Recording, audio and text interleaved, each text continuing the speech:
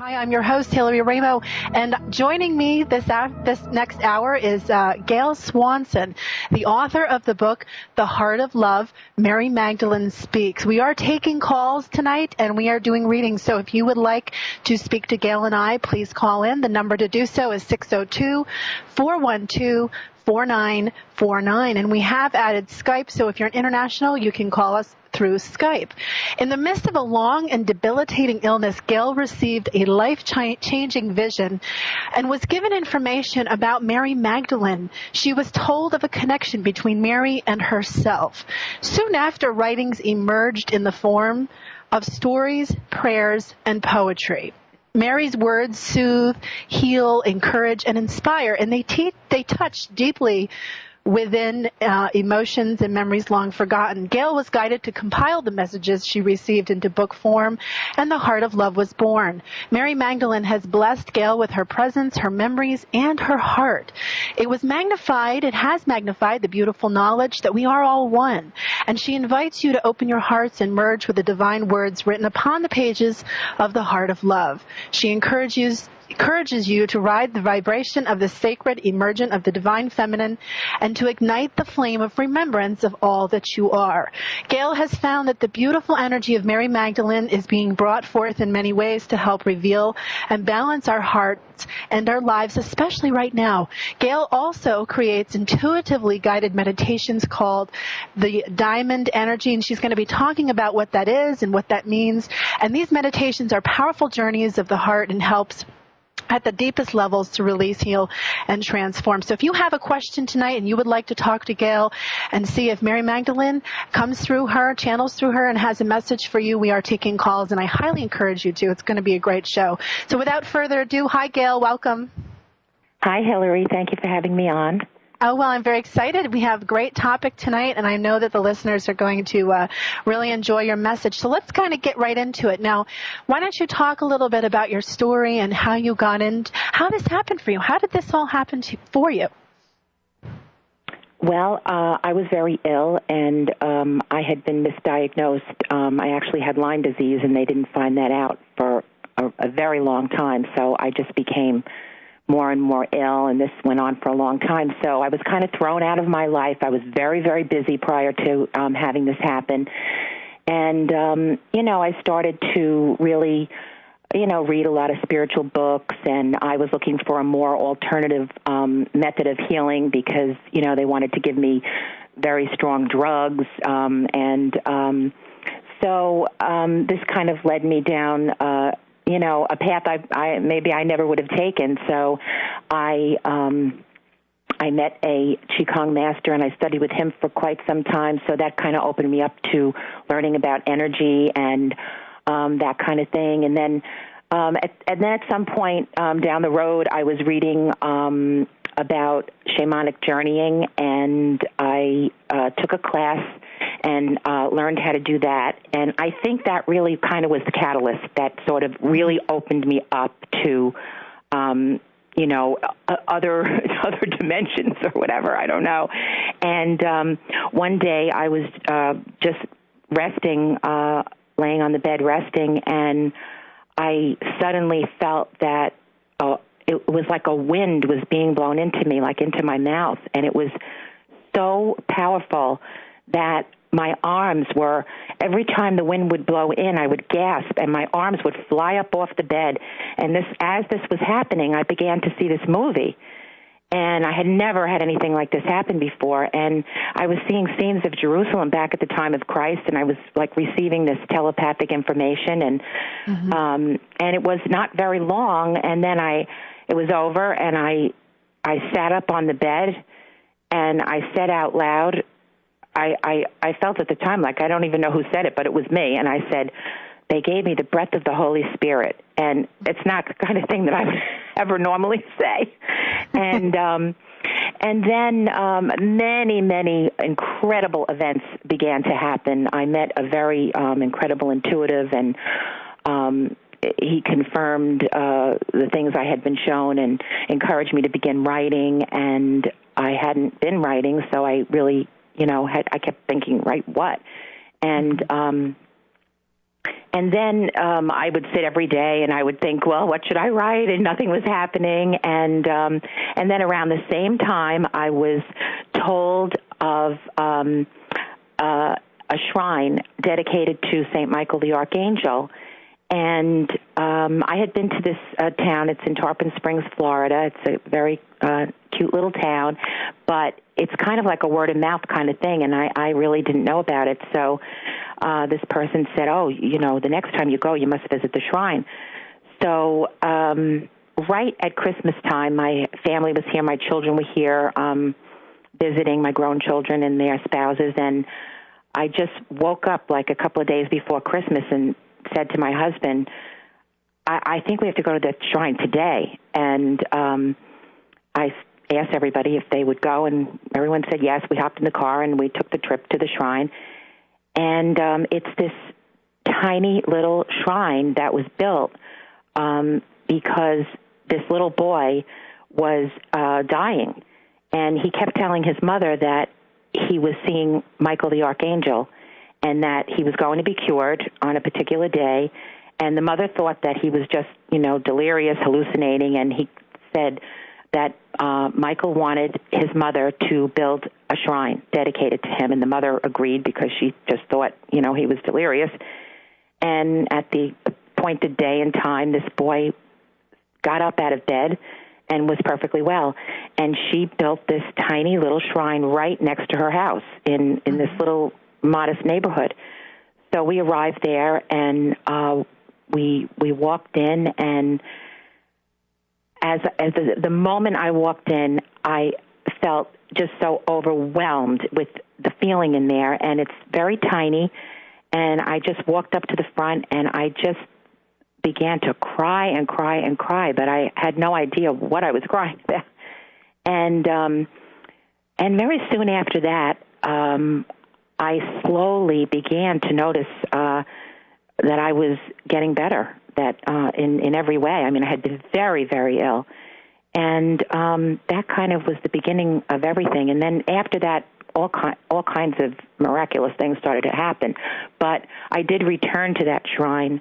One other time I met some women who, I started to meet people that were sort of having them, sort of a connection also with this whole thing. And I took a group of women to the shrine, and when we went into the shrine that day was the first day that I actually, in the quiet, as I was sitting there, began to receive messages. I kept thinking, I'm going to hear a voice or something, but it just really wasn't like that. It was sort of in my own mind and head, but it wasn't my own voice. And when we came out, I had a message for each person, and it was, it was from Archangel Michael. And this had never happened, and I was telling each person, what I remembered everything I was telling them. So really, I feel that he was the one that kind of clued me in as to how this was going to work. And so when I realized that that's the way it was going to come in, then I sat down and started to write every day. And then I would, the pen would just take off, and I would just write, and I wouldn't remember it afterwards. So, So do you consider yourself a channel? I do, but, I really, to tell you the truth, I don't really spontaneously channel. It really always comes through writing.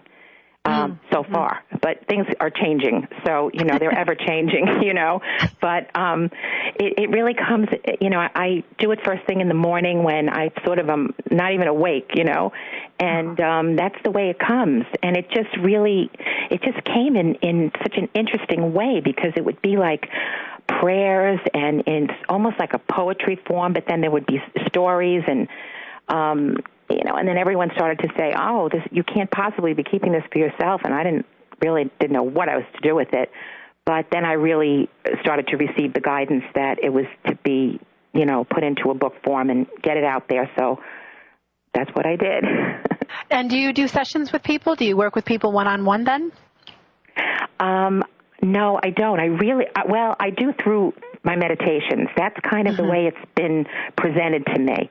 And, in fact, just recently it kind of took a turn. It kind of changed. And I just finished receiving 4 meditations, which I was told it to be a series, but they are kind of different than I have many that I've received, but these are kind of different. They're almost like, I would say they're kind of like meditative journeys of remembrance. That's I don't know, that's what's coming to me that they are, because it's almost like a remembrance, and they each have a different purpose, and they're to be done in a particular order. And so that's that's my latest development. I always say I'm just following the breadcrumbs, whatever it is. Yeah, well, that's how it works. We have a couple callers. Tanya from Florida. Hi, Tanya. Hi. Thanks for calling. I'm good. Hi. Thanks so much. Do you have a question? Yes, I have a question for Gail. It was very interesting to listen about the messages she's receiving. Can you tell us, does she receive specific messages for the whole people in the world, humanity, or for her specifically? And if she got any messages for all of us, what is the message? That's a very good question. I receive, it goes both ways. I do receive personal guidance, but I also do receive, I would say, planetary messages, and there are many on my website. I have posted many of them, and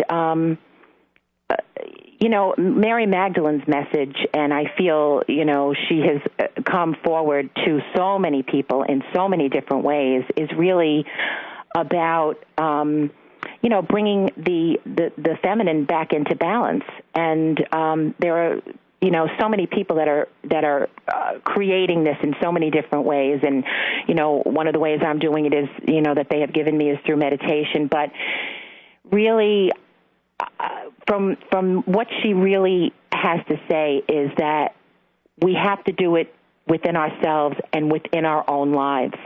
And when we do that in our own lives, it just radiates and magnifies all over the planet, and that is what will heal and bring us back into balance. So anything that's going on in your own life where that you feel is out of balance, you just, try your very best to balance that out and in whatever way resonates with you. And it can be through meditation, or it can be through prayer, or just changing your mindset and those, around you.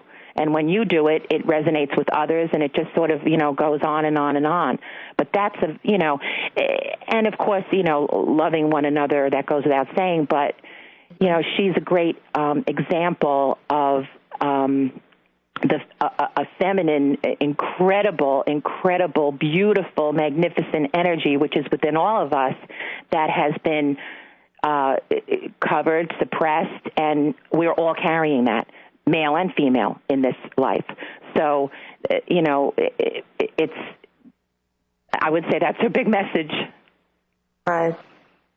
You know what? I just opened up a page to your book, The Heart of Love, and Tanya, I'd like to read it because I think perhaps it might help with your question. It says, beneath the dark illusion, a light is shining there. Beneath the broken-hearted, love is still beating. And through the blackest nights of earthly disappointment, the breath of all that's holy fills us and sustains us, reminds us of the stillness and the peace that dwells within. For living in the light of peace, we offer to the world the sacred and the blessed, the breath of all that's true, the magic of our heart's intent, a gift of love transcending, the breath of sweet remembrance of how the world should be, just one united breath of all, one powerful breath of love. Beautiful. I hope, God did not give up on us yet with what's going on, I guess. Thank you. You answered my question. Thank you. Thank you, Tanya. Thank you for calling. Next, we have Tom from Maine. Hi, Tom. How are you? Thanks for calling. Oh, hi, Hillary. Hi, Gail. Hi, Tom. I have a question. Do you have any personal messages for me? Honestly, it's not the way I do it, but maybe Hillary does. I think what, Tom, do you have a specific question about a specific area? If you might want to no, you just wanted a message. Gail, where do you, now you've pretty much channeled everything into your book, so if people really want to understand the message of Mary Magdalene and how it's come through you, do you suggest that they read the book and they go to your website and look there for the messages? Because it sounds to me it comes through as poetry, which it's beautifully written in your book, but it doesn't sound like you do it on the spot kind of readings. Do I have that correct? You have that correct. There have been there are many people that contact me and write to me, and I'm very, very happy to respond and write them back, and and we kind of get into it like that sometimes. But I haven't done the reading thing. It just has I just haven't really been guided in that direction. So that's my story so far. I see.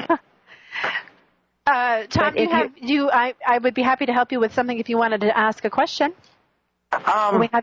Basically, I'm trying to buy a house, and I'd like to know if that's going to work out for me this year. Oh, well, it's a buyer's market for sure. I mean, it's a great time to buy a house if you can definitely find a good deal out there. Are you worried about the transition of buying a new home, or is there something along those lines, perhaps, that are you moving forward with it? Actually, I'm trying to buy the home that I'm in right now. Okay. Well, I see great things. It's going to, I think that we had spoken before, yes. And we had a great conversation about money and finances and fear consciousness, if I recall correctly. Correct, yes. And one of the things, how is that going for you? How are you doing with moving out of the fear? It's moving along. It's progressing very slowly. Uh-huh. Well, it takes some time, and I would recommend that, you just keep practicing staying in the moment, being in the now, and just going ahead one step at a time, and making sure all the I's are dotted and T's are crossed, and make sure it's the right time for you to do what you need to do. Okay. Okay, thanks for calling. Thank you.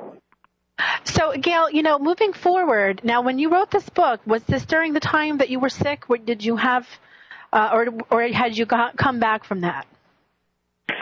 Well, it was slow, but I was still coping with certain things during that time. Yes, it was very slow, but it was very noticeable.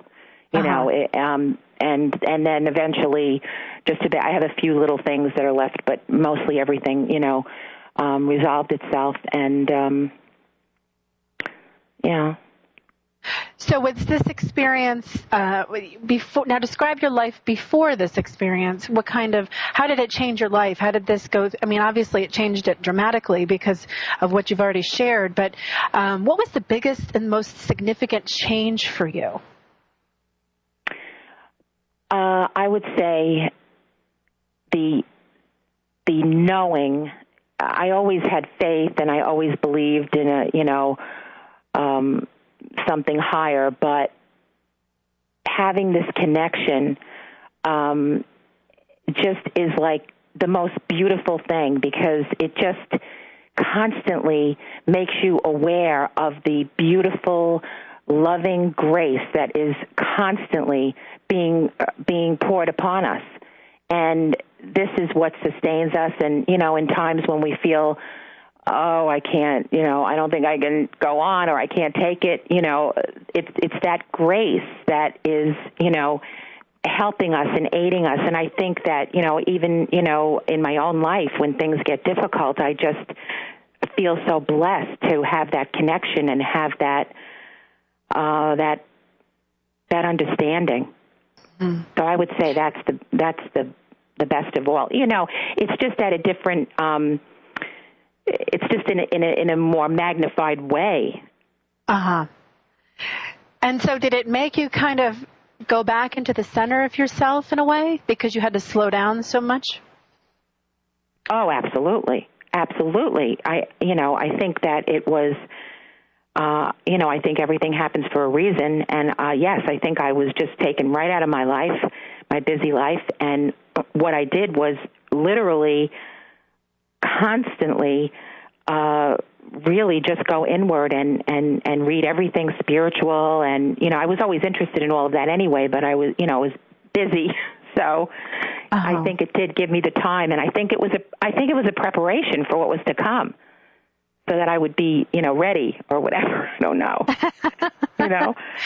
I think, it's an incredible thing when you have an experience like this happen, and it moves you into other areas, that you never, did you ever perceive yourself as writing this kind of book or moving into working with saint energy and Mary Magdalene energy? Absolutely not. No, it was the biggest shock to me. Absolutely not. No, not at all. I wasn't religious in any way. I wasn't, no, it came completely out of the blue, out of nowhere, really. So, and was it surprising to you to have a religious feel to it? Because when we talk about the saints and Mary Magdalene and Jesus consciousness and all of those things, it's got a very religious undertone. So were you surprised when it happened in that way? Well, to me, it didn't feel like a, quote-unquote religious thing at all.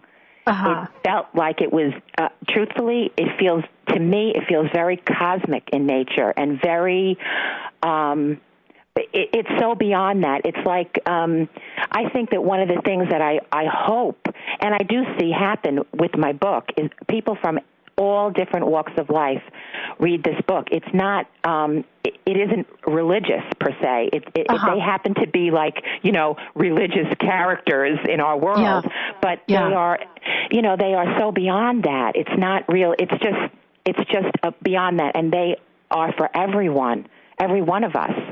Yeah. Kind of like a cosmic consciousness where it's more spiritual than it is. But sometimes we get caught up in the terminology when we hear Holy Spirit and those kinds of things. So I'm just curious if that was a surprise to you to have the terminology kind of evolve out of all of this experience for you. So that's an interesting perspective, I think. I think it's different. A lot of people talk about energy or multidimensional healing, and, we hear a lot of different kinds of terminology. So when it takes on a certain kind of form, it's rather interesting. So now, are you married? Do you have a family? Did they go through this with you? What was their reaction like? Well, that, I really need to write a book about what went on while I was writing this, because that was really so interesting. What happened was my family began to have these experiences. My children, my children, my husband, and my son was living in California, and I did not even tell him what had happened. And interestingly, so you say, having a religious feel or whatever to it, my son-in-law and my daughter-in-law are both Jewish, so they don't know anything much about any of this. But they began to have experiences as well. And so it changed the whole family. In what way did they have experiences? Could you go into that a little bit? They had visions. They had all kinds of very incredible goings-on. They did. My daughter and my son-in-law. My son was in California with his. I can give you one example. At the very beginning, I had some dreams that I have never had since, but they were, when you have those big, huge dreams that don't seem like dreams at all, and that you just cannot not stop thinking about them. Well, I did have a very, very unbelievable dream about Archangel Michael, that he was standing behind my bed, and as I woke up, he was telling me some things, and as I woke up, I thought I heard at the end that he was going to see my daughter-in-law. Mm-hmm. And I thought, and there were so many things going on at this time, I was like, I couldn't even keep up with it. But I thought, and I learned to trust it all. So I did call my daughter-in-law, who had no idea any of this was going on, and the one, the Jewish one, and I said, I told her what happened, and she gasped and said that she had been awake that night before, and she had seen in the corner of her room what looked like an angel. So and everything started getting connected, and I don't know. I guess it was wonderful for me because everyone understood it and everyone supported me, during this whole thing, and they were having their own experiences. So it was an interesting time. I bet. It sounds like it. Now, did your children show signs of it, being intuitive and being in touch with their dreaming life and all of that before that? Yes, my children are very, very old souls. My son is the one who, when he was born and when he started to talk, and I thought, I used to say, where did this child come from? And I wasn't, really into any of this back then. And I used to feel like, he's the one that made me start thinking about past lives. Because of the way it felt. It was so intense with him and the questions he would ask and everything. Yeah, my kids, both of them, my daughter and my son both are very, very intuitive and very, they have beautiful gifts. They do. So was your family the first ones that you shared I can only imagine that when you began to feel that, when you described feeling a breath come into you, who was the first person you told? How did you even put that into words? And how did you express that? Who did you talk about that to the first time? I remember sitting on my bed and saying to myself, I'm not going to be able to tell anybody this because this is just absolutely unbelievable. And plus the information that I was given was so astounding that I thought I didn't even know what I was going to do. Mm-hmm. But my, the first person that I saw, and I think he was here or he just arrived, was my son-in-law. And we were very close, and he's a very spiritual, guy. And I just blurted it right out. He didn't even know who Mary Magdalene was, I don't think, but I told him what happened and what I was told, and he looked at me and he said, "Oh, it's true." And this is the way things were going. It was just absolutely unbelievable. You know. And what exactly were you told? What exactly came through at that particular time? Well, I was just shown that there was this connection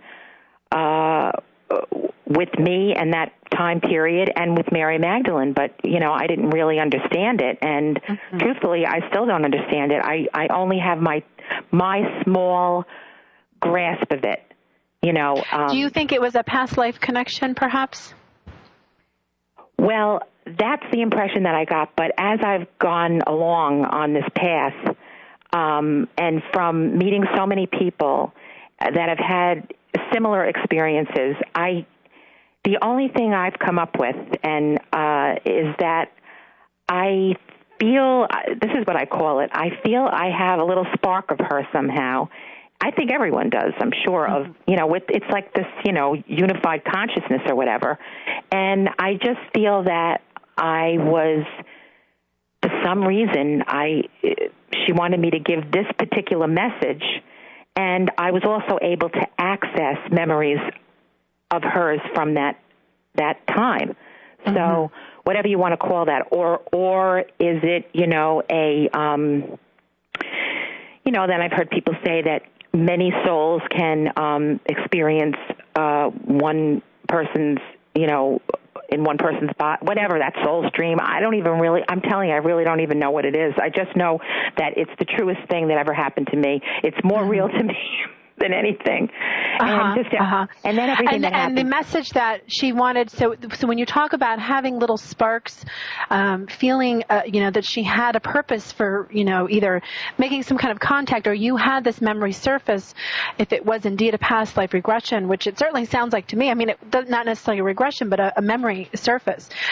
How did you, what exactly, was there something that was she trying to tell, I'm just trying to follow this, was she trying to have you go to these specific shrines? Is that what it was? Or was it more about sharing the message of oneness and getting that out to, as many people as possible? I think it was about helping me to open to receive the messages, and yes, to getting the message out to others, definitely, and to and I think to provide it in a way that is, just like I said, cosmic in nature and a universal oneness that they are expressing. And so in the form of poetry, when you wrote your book, you did a lot of poetry in there. Is that how the messages come through for you? Yes. And at the beginning, to tell you the truth, it wasn't just her. I was hearing from quite a few different characters at the beginning, and I still can. But she was really the main one. But I got different guidance from each one, and I felt like I was really kind of in training because of the writing and the guidance that I would get, and a lot of it was teaching me and showing me, and then I've been able to actually now see these things on my own. It's developed what I call the higher view, Well, I'll give you an example of the types of things that will come to me. They just come. Which I find to be just the most beautiful things ever. I had a best friend from childhood, and she was dying of cancer, and I was speaking to her every day and planning to come up and be with her. We were in different states, towards the end. And when she went into the hospital and she could no longer walk, she was an artist, and she was the most incredible girl, full of grace, never complained. Everything was she made the absolute best of every moment. And when she couldn't walk anymore and she was in the hospital, she just had everybody bring her her artwork to her paints and everything, and she just was painting in bed, and I would speak to her every day. And on this one particular day, right when she was now unable to get out of bed, I called her, and what was happening at that time was Katrina was happening, and so she had the television on, and she was watching it. And she was saying, "Oh, Gail, this is so terrible." And I said, "Oh, honey, please turn it off. You have enough that you're dealing with. Don't watch it." And she said, "I can't help it. I have to watch it." And while I was speaking to her, this is the kind of thing that would happen. I start to have like a vision, and I start seeing a family on the roof, in my mind's eye, a family on the roof, and I start to get all this like information of how she, by being in this bed, unable to see, she couldn't get out of the bed, they couldn't get off the roof. And somehow, because she was doing this with such grace and such love and such sweetness, she was literally sustaining those people. And I'm telling you, I'll never forget it as long as I live. It was so, and then I told her what I just saw. And we both had like a very, very strong experience when I said it together. And she knew it was so, and I knew it was so. And it was just, so that would be an example of the higher view, that I can see in many situations where, it looks like this is happening, but on a higher level, it is so magnificent. So would you consider yourself psychic then? Yes. Yes, you sound like that's the first time you've ever said that. No, definitely. But, so when you connect with people, we have a couple questions that were submitted, and Tanya, she doesn't give a location, but I think this is the woman we spoke with, I could be wrong, wanted to ask, how often do you receive the messages? And she also asks, who was the first person you told about the special connection? I think we covered that. But how often do you receive actual messages that you feel come from Mary Magdalene? Well, I write every day, and when I was writing the book, it was coming through like every day. But now it doesn't come every day. It's sort of like from her. it comes in different ways now, and or at times when she does have something specific, I just close my eyes and whoever is coming in comes in, and I'm guided and I write whatever that is, and there are many times when I do receive written messages for other people, family members, friends, or whatever, and I've also been able to connect with my daughter's child who hasn't been born yet. So he's been very, very present on occasion. Usually when he's got something he wants to say to his parents, and then I relay the message. So it's like those kind of things. But with me, it kind of comes spontaneously. So when somebody that you don't know comes to you, does it happen in the same way, or does it happen more often with people you already have a connection to? Oh no, it can be anyone. It's I think that I'm doing it without sort of even realizing it. And so does it turn into messages about their life at that point, or does it stay more collective, or does it go into more individual messages, or does it vary? No, it's very, very much about their life. For instance, I actually just received an email from a friend of mine. She's an artist in Denmark, and she just did a new painting.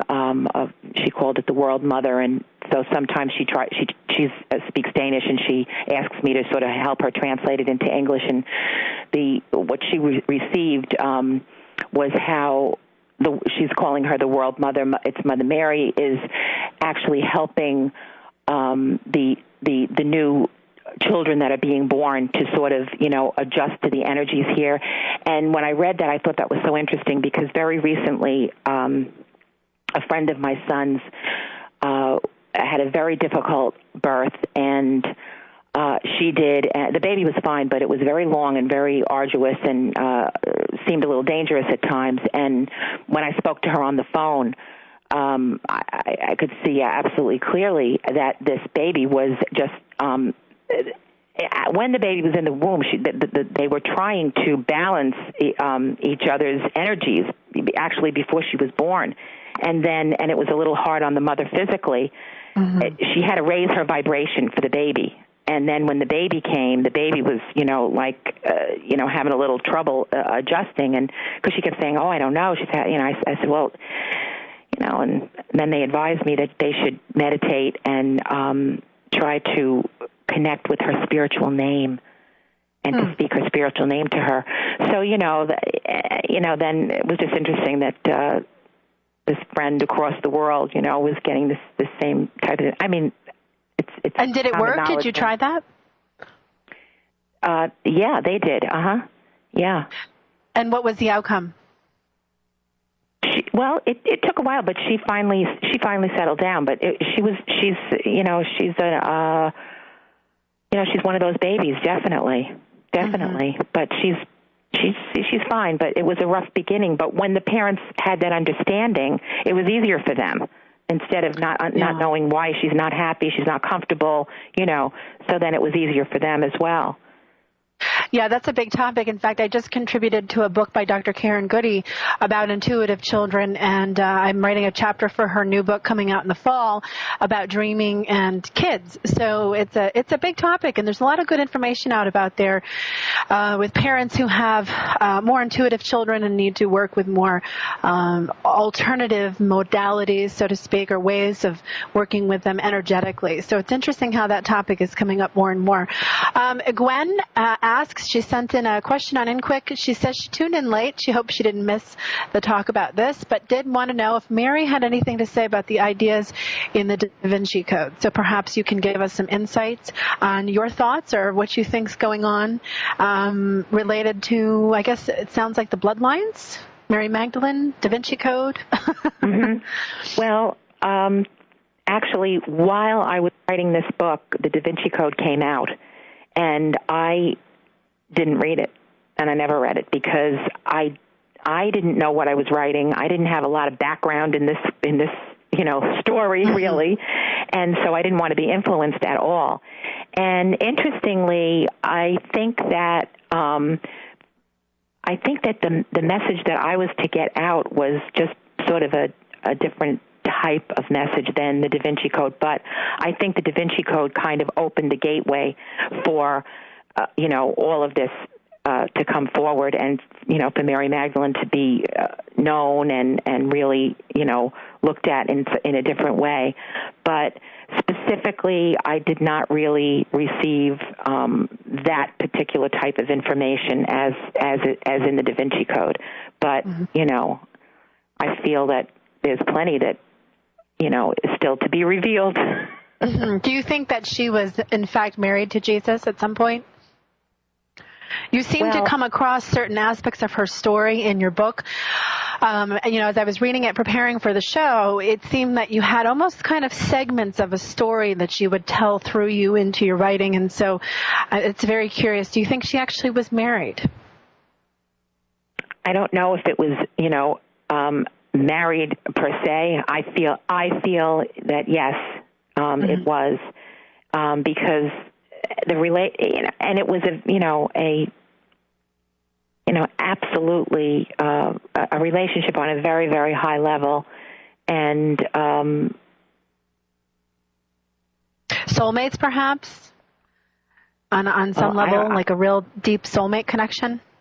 Oh, absolutely, yes, because just what I would receive about the connection between the two of them was, if people read the book, they can see the level of it and the beauty of it. And that is a good example of the masculine and the feminine in perfect balance, because they were at such a level of love and respect, but also using all of their, higher aspects in every way. And, and I really think that that's sort of like, that's what we need to be doing now. And that's what so many of us, so many people are, waking up and having these, whatever you want to call them, psychic experiences. And, the veil is thinning because, we need to be those higher beings in the midst of everything that's going on. I mean, look what was going on then, and they were walking around and they were doing this at such a high level. So yeah. We have one more caller. We have Renee from Pennsylvania. Hi, Renee. Thanks for calling. Hi, how's everybody? It's very interesting, and I've always felt a closeness to the three of them for a long time, and I had thought that they were married. Would you like to share some of your experiences? I just get that I just feel that, and I've been also told that Mother Mary's always around me, so I felt that I knew, like, the family for a long, in past. Oh, I didn't catch your name. What is your name again? Renee. Oh, Renee. Renee, I meet many, many people that feel that you do, and that was what kind of led me to the spark theory. I have met people that feel that you do, or have been told that they have Mary around them, or things like that. People just know. They have a feeling, and I always tell them that, we've had this experience in our own family. And first I thought it was just me. Then I said, oh, my goodness, it's my family. Then I start meeting other people. And, what I started to realize and see, for whatever reason, were that there are many people walking around that actually have aspects of that family, aspects of Mother Mary, aspects of Mary Magdalene, aspects, Christ aspects, and this is absolutely going on. It's my opinion, and I think that the archetype is coming back, and the archetype is it's really within all of us, and we all have some aspect of the archetype, and it's just a matter of nurturing those different aspects and being able to birth them out into the world and being able to connect to things in a sacred way and trust our intuition. And I think for me personally, Mary has always represented the connection to one's intuition, and understanding the energies of a sacred relationship with self, and balancing the male and female energies within each person. So Renee, your personal experiences, would you like to share a little bit more about what you've had happen to you in your life regarding this? Well, sometimes I feel like when I'm going to do certain things that I don't do them because it's like something says, like, and I feel it's her around, no, do it this way, it'll work out better for you, and I do, and I listen, you know, and calm down, don't be angry about it, just take care of it, and, you know, and it just, you know, sheds some light on certain things that you're doing and helping you do it easier, or what you're supposed to do, not let things get out of hand sometimes. Mm-hmm. And, you know, because normally, a lot of times I do that normally since I was little, that if there's a bad situation, I usually talk and say, put a positive perspective on it, and then people say, you've never had it hard, have you? And I said, I wouldn't say that. I just think a little differently than you. And yeah, that's interesting, because a lot of people experience that. I mean, when they have this connection to a source within themselves, they are happy, and they kind of go through life regardless of what happens to them in a sense of, it's going to be okay. I'm going to have faith and get through it, no matter what their belief systems are, or what they, you know, what kind of religious or spiritual beliefs they have. If they have a good, solid connection to a sense of self and a higher power, whatever that may be, they walk through life and they have this ability to say, you know what, hey, I'm going to get through this, whatever it is. And I think that's really important. I think that's especially important now in today's world, with everything that we're going through with the economy, with everything that we're facing as individuals or couples, as families, in our work life, personal life, whatever it is, to have a deep sense of who we really are, so that we know that these things happening to us around us really aren't, in fact, what we are. They're just circumstances that we kind of float in. It's like we're in a dream, and we just have to realize sometimes that even though we may feel overwhelmed or burdened because of our responsibilities or things that are happening, whatever it is, having that connection or that sense of being in tuned and balanced really helps to carry somebody through, so that they don't get so swallowed up into the lower vibrational fear pit, whatever you want to call it, that people kind of jump into when they have that happen. Renee, thanks so much for calling. It was great to hear you again. Thanks so much for listening and sharing your story. And as we head to the end of our hour together, Gail, let's just kind of go over one more time about, if you have the world at your, fingertips right now, as, on the air, so to speak, and you're on this internet radio and you're around the world, and I have listeners from all over, what is your message that you want to get out to people right now? What do you really want them to hear? Well, I really think it's, it sounds so simple, but it really is true. It's just to love one another, and to, and also just recently, these meditations that I've been given, the first one is really for forgiveness. And, I've been noticing in my own life that, especially, you feel that you've forgiven. We want to be forgiving, and we want to live in forgiveness. And it can be a lot easier if you have someone that you need to forgive that you are not in contact with anymore. But we have people in our lives that we still must be in contact with, that we need to forgive. And you know how sometimes things will come up. You think that you've forgiven, and then something will come up that will, in this moment, that will remind you of the past, hurt or whatever, and it starts all over again. And so it's really like, it's our human nature to respond in that way. But I think that forgiveness really, really is love. It is that unconditional love that we're always talking about. So I think that, forgiving one another and loving one another, and also really, I think, looking at your life, and if you know, and just trying to raise your own vibration and your own, just the way you live your life every second, to be thinking consciously every moment of the higher view, That's really what I call it. And when you are always operating at that higher view, it's like what you were saying, Hillary, that it's not as easy to get dragged down into that pit of what is going on, you know, when you realize that your own life and your own circumstance, that, you know, the one thing that you have control of is how you react and how you feel, and really how you are living your own individual life. That you know, when you're fighting and arguing, this resonates out and causes all kinds of discord all over the world. And when you are forgiving and loving and caring and, you know, and adoring one another, which I think we should be adoring one another as we are adored, because I feel that, you know, there's such a magnificent thing going on right beyond that veil of loved ones that have passed, that are adoring us, and all kinds of magnificent beings from all over the cosmos. And I just think that that's what we're supposed to be doing here. And I'm trying to do it, so I think that, you know, that's all we can do.